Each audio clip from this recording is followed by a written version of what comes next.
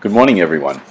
Today we're going to show you a great breakfast. It's very healthy and easy to make, and for we see the tastiest you can find. We have cantaloupe here, grapes, apples, walnuts, strawberries, and blueberries. You can use all of these, any mixture you want, and feel free to add others if you would like. And we add those to a bowl of oatmeal and just scoop them right in.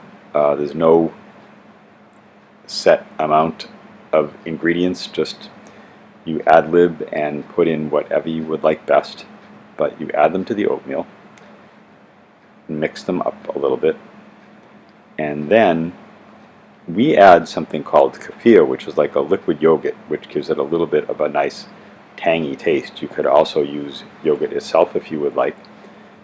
And then we add milk, and we use 1%, but whatever kind of milk you like best, 1, 2 whole milk or skim milk.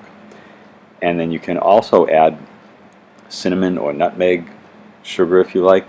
You can also add, like we do, a little bit of salt, because that balances all the sweetness from all these fruits and any sugar that you put on.